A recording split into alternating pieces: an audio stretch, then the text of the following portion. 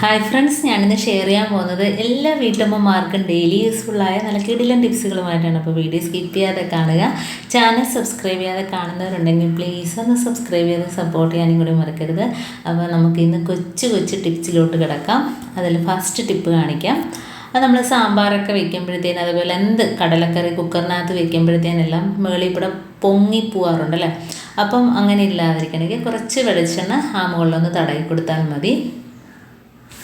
അപ്പോൾ നമ്മൾ എന്ത് കറി വെച്ചാലും മുകളിൽ കൂടി പൊങ്ങി തൂവി ഗ്യാസ് അടുപ്പിലൊന്നും ആവില്ല. അപ്പോൾ നമ്മൾ വിസിൽ വരുന്നതിന് മുമ്പായിട്ട് തന്നെ നമ്മൾ ഇതേപോലെ അടുപ്പത്ത് വെച്ച ഉടനെ കുറച്ച് എണ്ണ ഇതേപോലെ ഒന്ന് തടയി കൊടുത്താൽ മതി. അപ്പോൾ നമ്മൾ എത്ര വിസിലടിച്ചാലും പുറത്തോട്ട് ചീകി പോകത്തില്ല. അപ്പോൾ എന്നുണ്ടെങ്കിൽ ഞാൻ കാണിച്ചു തരാം. വിസിലടിക്കുമ്പോൾ കണ്ടോ, ഒരു തുള്ളി പോലും പുറത്തോട്ട് വരുന്നില്ല, കണ്ടോ.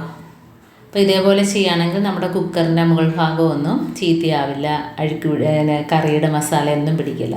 നമുക്ക് നെക്സ്റ്റ് ടിപ്പിലോട്ട് കിടക്കാം. അപ്പോൾ മുട്ട വേവിക്കുമ്പോൾ കുറച്ച് വിനാഗിരി ഒഴിച്ചു കൊടുക്കുക. അപ്പോൾ വിനാഗിരിയാണ് ഞാൻ ഒഴിച്ചു കൊടുത്തത്. 1 സ്പൂൺ അളവിൽ വിനാഗിരിയും 1 സ്പൂൺ അളവിൽ ഉപ്പ് ഇട്ട് കൊടുക്കുകയാണെങ്കിൽ മുട്ട നല്ല സോഫ്റ്റായിട്ട് വെന്ത് കിട്ടും കേട്ടോ. അപ്പോൾ മുട്ടത്തോട് ഇളകുന്നതിനും പാടൊന്നുമില്ല. മുട്ട പൊട്ടിപ്പോവാതെ തന്നെ നമുക്ക് കുക്കറിനകത്ത് ഒരു വിസിലടിക്കുമ്പം തന്നെ നല്ല രീതിയിൽ വെന്ത് വരും. അടുത്ത ടിപ്പിലോട്ട് കിടക്കാം. അപ്പോൾ നമ്മൾ കത്രികയാണേലും അതേപോലെ എന്ത് തുരുമ്പിച്ച സാധനങ്ങൾ എന്തുണ്ടെങ്കിലും നമുക്ക് ഇതേപോലെ ഒന്ന് കുറച്ച് വാസിൽ തേച്ച് കൊടുക്കുകയാണെങ്കിൽ നമുക്ക് ആ ടൈറ്റ് ഒന്ന് മാറിക്കിട്ടും. നല്ല രീതിയിൽ നമുക്ക് കത്രിക ഉപയോഗിക്കാനായിട്ട് പറ്റും. തുരുമ്പൊന്നും കാണത്തില്ല. എത്ര നാൾ വേണേലും നമുക്ക് തുരുമ്പിക്കാതെ തന്നെ കത്രികയാണേലും കത്തിയാണേലും എല്ലാം ഇതേപോലെ ഉപയോഗിക്കാനായിട്ട് പറ്റും കേട്ടോ.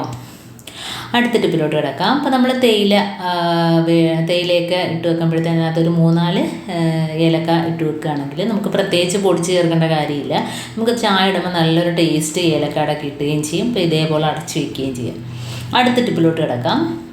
അപ്പോൾ നമ്മൾ ദോശ ചുടുന്ന തവയെല്ലാം ഇതേപോലെ തുരുമ്പിച്ചിട്ട് നമ്മൾ ഒരുപാട് ദിവസമൊക്കെ ഉപയോഗിക്കാതെ മാറ്റി വയ്ക്കുമല്ലോ.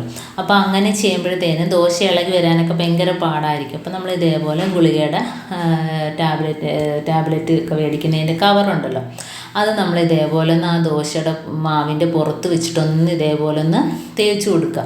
അപ്പോൾ നമുക്ക് എത്ര തുരുമ്പിച്ച ദോശത്തവയാണേലും അതെല്ലാം മാറിയിട്ട് നോൺ സ്റ്റിക്ക് പാൻ പോലെ നമ്മൾ ദോശ ചുടുകയാണെങ്കിൽ നമുക്ക് പെറുക്കിയെടുക്കാം. ആ രീതിയിൽ നമുക്ക് ഇതേപോലെ കിട്ടും. അപ്പം എന്തുകൊണ്ട് അതിൻ്റെ അഴുക്കെല്ലാം പോയി കിട്ടും. കാരണം ഇതിനകത്ത് സോപ്പും കാര്യങ്ങളൊന്നും തന്നെ ചേർക്കുന്നില്ല. വെറും ദോശമാവ് വെച്ചിട്ട് തന്നെ ഗുളികയുടെ സ്ട്രിപ്പ് വെച്ചിട്ട് നമുക്ക് ഇതേപോലെ ഒന്ന് കഴുകിയെടുക്കാം. അപ്പോൾ ആ സൈഡിലൊക്കെ ഈ ഇരുമ്പിൻ്റെ ദോശത്തവ കുറേ നാളാകുമ്പോഴത്തേനും ആ സൈഡിലൊക്കെ ഇരുമ്പിൻ്റെ കറയും അതേപോലെ തന്നെ ഒരു പൊരിച്ചിലൊക്കെ കാണും. അപ്പോൾ ദോശ ഇളകി വരാനൊക്കെ ബുദ്ധിമുട്ടായിരിക്കും.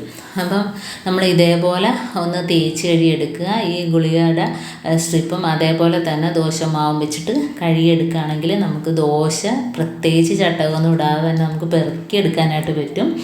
അപ്പോൾ ഇതേപോലെ ചെയ്യാത്തവരൊക്കെ ഒന്ന് ചെയ്ത് നോക്കുക. വളരെ നല്ലൊരു ടിപ്പാണിത്. ഇതാരും ചെയ്തിട്ടില്ലാത്ത ടിപ്പുമാണ്. അപ്പോൾ ഇത് വെച്ചിട്ട് ഒന്ന് കഴുകുക. കണ്ടോ, ഇതേപോലെ കഴുകണം. ആ സൈഡിലൊക്കെ ഒരു പരുപരുപ്പ് കാണും. അതെല്ലാം മാറിയിട്ട് നമ്മൾ നോൺ സ്റ്റിക്ക് പാനിൽ എങ്ങനെയാണ് ദോശ ചുടുന്നത് അതേ രീതിയിൽ തന്നെ കിട്ടും കേട്ടോ. അപ്പോൾ നിങ്ങളൊന്ന് ട്രൈ ചെയ്ത് നോക്കുക. എന്നാൽ അതിൻ്റെ റിസൾട്ട് നമുക്കറിയാൻ പറ്റത്തുള്ളൂ. ഇപ്പോൾ കണ്ടോ, കഴുകി എടുത്തിട്ടുണ്ട്. ഇനി നമുക്കൊന്ന് ഒരു തുണി വെച്ചൊന്ന് തുടച്ചെടുക്കാം. നല്ല രീതിയിൽ നല്ലൊരു ഗ്ലേസിങ് ആണ് അതിനകത്ത് ഇപ്പോൾ കിട്ടിയിരിക്കുന്നത് കണ്ടോ. അപ്പം നമുക്ക് ഒന്ന് തുണി വെച്ചൊന്ന് തുടച്ചെടുക്കാം. ഇനി നമുക്ക് അടുപ്പത്ത് വെച്ച് ദോശ ഇട്ട് ഞാൻ കാണിച്ചു തരാം. നല്ല രീതിയിൽ ഇളകി വരും, പൂ പോലെ നമുക്ക് പെറുക്കി എടുക്കാം. നല്ല സോഫ്റ്റും ആയിരിക്കും ദോശ കേട്ടോ.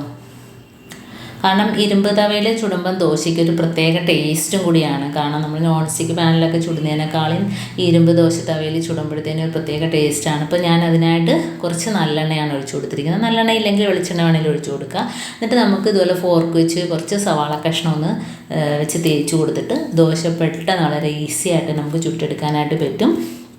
ഇപ്പം എന്താണ്ട് ഞാനിങ്ങനെ ചെയ്ത് കഴിയുമ്പോഴത്തേന് തന്നെ നമുക്ക് പൂ പോലെ ഇളകി വരും കണ്ടോ. തൊട്ടപ്പോൾ തന്നെ ഇളകി വന്നു. അത്ര നല്ല രീതിയിൽ നമുക്ക് ദോശത്തവ റെഡിയായിട്ട് കിട്ടിയിട്ടുണ്ട്. അപ്പോൾ ഇങ്ങനെ ചെയ്യാത്തവരൊക്കെ ഒന്ന് ചെയ്ത് നോക്കുക. അപ്പോൾ ഒന്നുകൂടെ ഞാൻ ചുട്ട് കാണിക്കാം കണ്ടോ. നല്ല സോഫ്റ്റായിട്ട് തന്നെ ഇളകി വന്നിട്ടുണ്ട് കണ്ടോ. അപ്പോൾ ഇന്നത്തെ എൻ്റെ ഈ കൊച്ചു ടിപ്സ് നിങ്ങൾക്ക് ഇഷ്ടമായിരിക്കുന്നു. ഇതിലേതെങ്കിലും ഒന്ന് യൂസ്ഫുള്ളായിട്ട് തോന്നിയിട്ടുണ്ടെങ്കിൽ ഒന്ന് ലൈക്ക് ചെയ്യാനും കമൻറ്റ് ചെയ്യാനും സബ്സ്ക്രൈബ് ചെയ്യാനും മറക്കരുത്. അതേപോലെ ബെല്ലൈക്കൻ എനേബിൾ ചെയ്യാനും മറക്കരുത്. എന്നാൽ മാത്രമേ ഞാനിടുന്ന ഓരോ വീഡിയോസും നിങ്ങളുടെ മുന്നിൽ നോട്ടിഫിക്കേഷനായി എത്തുകയുള്ളൂ. അപ്പം ഇനിയും ഇതുപോലുള്ള നല്ല നല്ല കിടിലൻ ടിപ്സുകളുമായിട്ട് വീണ്ടും കാണാം. അതുവരേക്കും താങ്ക്സ് ഫോർ വാച്ചിങ്.